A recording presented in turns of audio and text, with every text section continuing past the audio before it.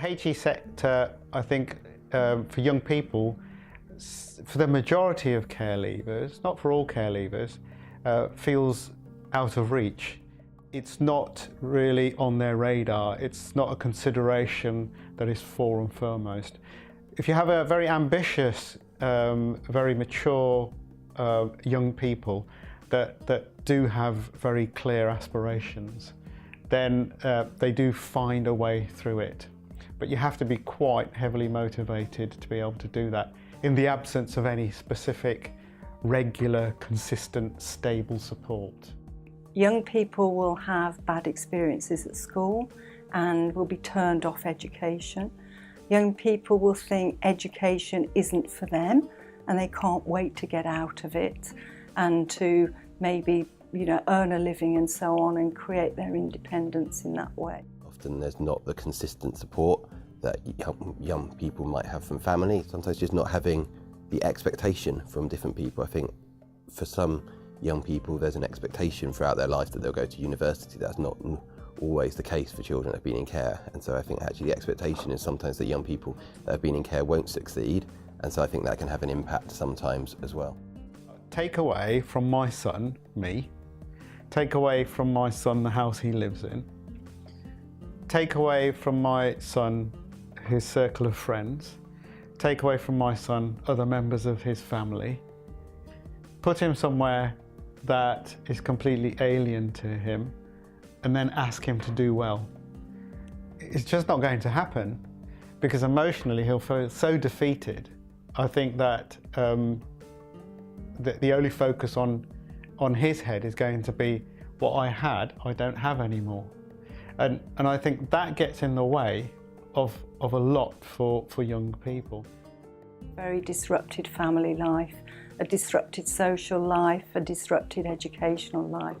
And that means that they don't aspire to go to university. They might think university is not the place for people like them. And we have a lot of work to do to dispel those kinds of myths and encourage young people to see their futures through university education into phenomenal jobs and careers and more enriched lives than they could possibly have without going these kinds of routes.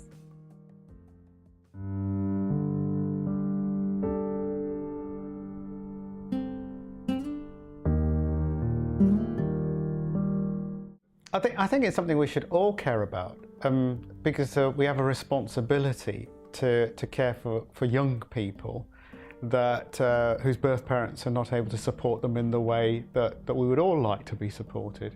So there's a corporate parenting responsibility there.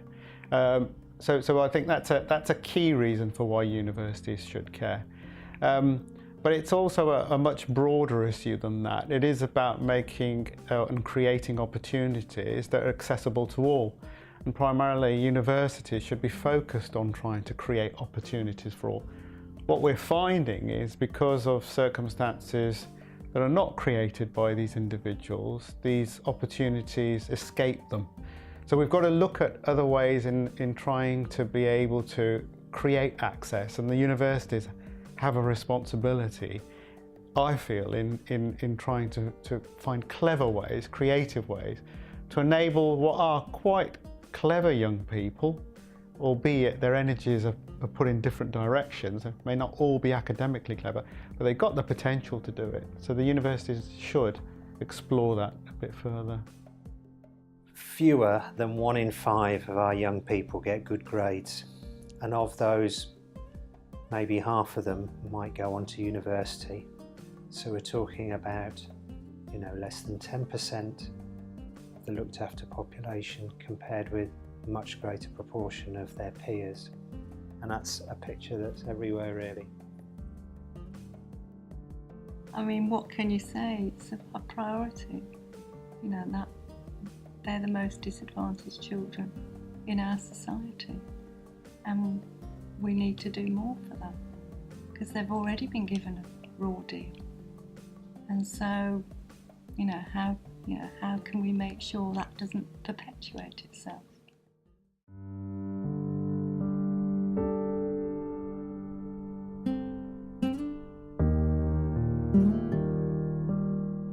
often, because of the disruptions in their lives, there are very important things that need to be sorted out first almost. Where are they going to live? What is their legal status? Finance, all those sorts of things. And I think that sometimes what's happening about education comes second. I don't believe it should necessarily, but in the real world sometimes other things have to be prioritised. A lot of our care leavers are living independently. That becomes a bit of a barrier. And then there's things like when you've had a bad day and you're going home, you're often going home to an empty house, flat. You haven't got somebody to bounce off those concerns. Nobody to say, did you behave appropriately there, do you think? To challenge you back. So you're left with your own thoughts. And that, can be incredibly hard. The two things that young people will raise quite frequently that prevent them from being able to engage with a number of things, not just with education, is stability and consistency.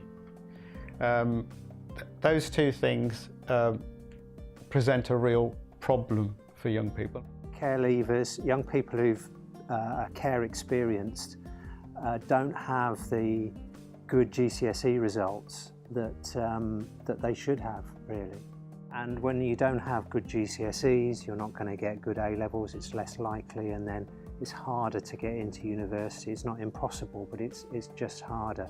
So we really need to start earlier on to help young people get good GCSEs. Because it all comes too late and too quickly, and there's a sense of panic as opposed to a sense of preparation. So I think there's a range of things, sort of financial support, emotional support, practical support, and it's trying to tie them all together, and working with young people in that is key as well. Other barriers are how young people like to learn. Our education system tends to like us learning in a particular way, and there isn't always the scope to be able to approach learning in a slightly different way. A lot of the care leavers that I work with are very able, very bright young people, but they don't always like to learn in the way that our education system is being run, and that's quite difficult. I mean, I think some of them they'd quite excel at things if you could just hone in on their interest, and that would be really good.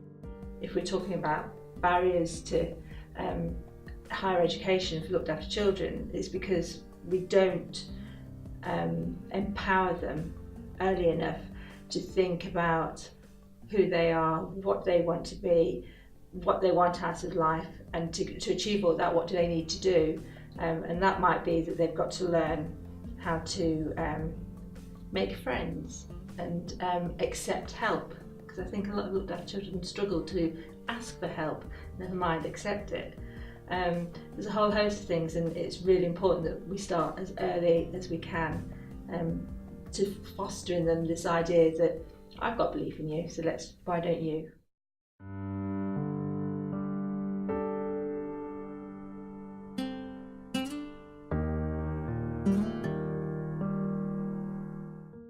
One of the things that we've got in place is we've got 2 education advisors that support young people to understand what they'll need to do in order to get to university.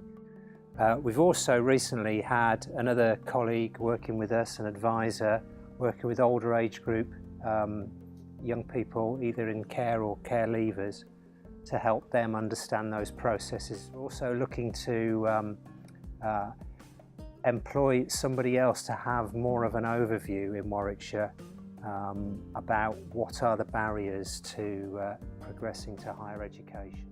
So over the last couple of years in Coventry, we've tried to do quite a lot to get more young people into care. I think that's into university from care. I think that's been shown by the fact that we've sort of increased the amount of young people we have at university from about 7 2 years ago. We're up to 22 now, which is the highest number we've had at university. We're really pleased with. And we've kind of done that by a few ways. We've looked at the finances we give young people for university, because I think that's really crucial that actually young people have the finances they need. Trying to work closely with universities I think is crucial too. Try and also give young people the opportunity to experience universities. There is quite a lot that universities do already. So it's not that they don't offer these services. I suppose it's more a question of how they go about offering these services and who knows about these services. We are working with the councillors in Warwickshire to ensure that money isn't a barrier. University is expensive for everybody, but we don't want it the funding issue to be a barrier. So there is money put aside to help all of the young people aspiring to go to university, and it can be used depending on the circumstances of the young person. Really supporting attainment, supporting advice and guidance so that young people have all the information they need to make their choices. Once at university, we have a variety of bursary schemes where we provide extra funding for young people. We ensure that the accommodation is available for 52 weeks of the year, trying to think through those kinds of barriers that would stop a young person coming to university in the first place and putting those in place.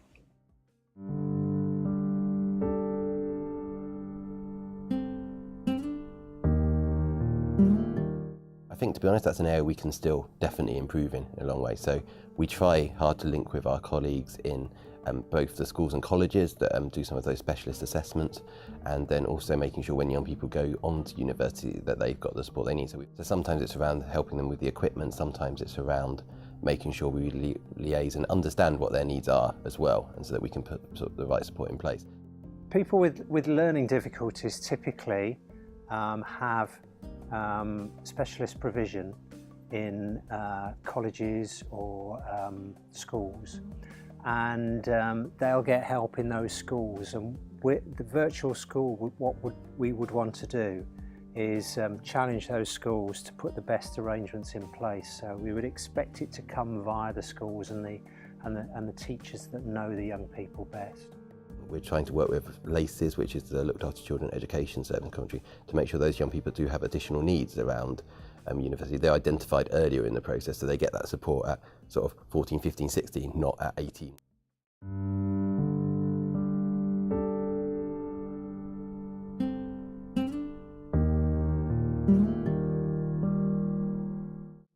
There's a whole host of issues, and a lot of people want those issues identified and answered before they even think about going through the door of a university. And I think we need to get on our game better. Universities need to be clear about what the offer is. Local authorities have got to step up to the mark and be in contact with those young people, all young people that go to university that have been in their care, and make sure on a regular basis they're okay, that they've got all the support they need. I think it would be helpful to understand university's position. What is it that they need from young people who have been in care? There may be some common trends that we just haven't, for whatever reason, picked up. So if we could share that information, it might be then that we can start thinking, actually, that's something we could work on a lot earlier. Universities are very good, and colleges are very good at putting some of the practical things in place once they become aware that the young person is a care leaver. I think where it doesn't work for young people and where it breaks down is some of that emotional and psychological support that the young person needs.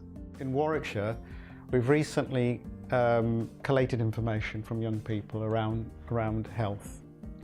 And by far, one of the most significant issues that young people themselves have identified is emotional well-being and mental health. That's the support that I feel is absent. And that's the support that I think is most needed in order to build up young people to then have the confidence and self-esteem to go through college and university life, feeling a little more reassured that the support is there when they begin to doubt themselves. It's a partnership with all of the support agencies working with looked after children to try and overcome those barriers, to try and help children to feel better about themselves and feel worthy of going off to university. There needs to be a stronger partnership with health. There needs to be a stronger partnership between education, health and social care. Colleges and universities will become interested in young people when they reach a particular age. They want to recruit. I mean, ultimately, college and university is a business, and it's in the business of education. In order to get young people more motivated and more aspirational, I think some of the work with care leavers in particular needs to start much earlier in selling what the universities are selling, which is a good, well-rounded experience, providing a good education in the hope that it creates better opportunities for you in life. I'm not sure that care leavers will hear that message when they're much older, and they already believe that they're not very academic or they're not very good at school. Hearing about it is one thing, but I think having the opportunity to experience a bit of it is another. I think there should be more work nationally, all universities, to encourage looked after children to go and see what a university is like, and then have some of the care leavers that are at that university come and talk to them. Let them show them around the university, sort of inspire them, engage with them, help them to understand that it's not something that is elitist, that it is available to them also. So, I mean, universities could also offer different access routes in. I know that some universities will create specific courses for people in similar situations to care leavers that will allow them routes into university. So it'd be good for young people to know that these things exist. So some of it is about conveying that message and that information. Some of it is about giving young people the opportunity to actually see it for themselves. I don't know whether universities could consider employing staff to do outreach specifically with vulnerable groups, with a view to trying to encourage more engagement with universities, and do that within an informal context. It needs to be a sort of an in-between, slightly below the radar way of working. I think it's a little more effective. There is a considerable difference when you provide a very formal professional service in comparison to an informal service that actually gets to the root of young people. I'm not sure that the services get as close to young people as they did previously in the absence of youth work. One of the things we're trying to do is just be as creative as possible in it, in terms of actually young people. I think with nearly anyone, actually, not just young people, anyone, actually you need to find out what their passion is and what their interest is, and then help them to see how they can get there. So trying a lot of to help young people find out what their interest is, find out what their goals are, and do tasters of different things to help young people find that out. I think it's, like I said earlier, trying to improve both the emotional, practical and financial support around that. So thinking about things like actually when a young person moves to university, how are we going to do that? So actually, because most young people get dropped off on the first day by their parents with all their stuff, actually how does that work for a young person that's been in care? Often those things on weekends, have we got a worker that's going to go with them on a Saturday to take them and their things? Actually, is there a foster carer that wants to do that? Just planning those things from an early stage. I think some of those little things are things that can sometimes be quite worrying for young people, because actually it's all very well saying, oh, here's your this many £1,000s for things, but actually who's going to pick you up on that day, who's going to go to your graduation? All those sort of things I think are really important as well to sort of support on the practices. We have to bear in mind that some young people are not necessarily going to go to university at the age that most young people go to. And in that case, we have to make sure that there's opportunities for them to gain all that knowledge in some other way. So going through, staying on at school, going to college, but making sure that they've got the support. We're developing more of those routes through, again, as a way in which there are alternative chances, alternative routes into higher education. We know that actually it's achievement that actually enables you to access a university. You're not going to access a university without getting some form of qualification. So working with schools and working with very clear attainment raising objectives is part of a pilot programme we're doing now. I mean, these children, through no fault of their own, have had a terrible start to their lives, and we owe it to them to try and sort out the rest of their lives, to help them get back on track. So we've got to never give up on them.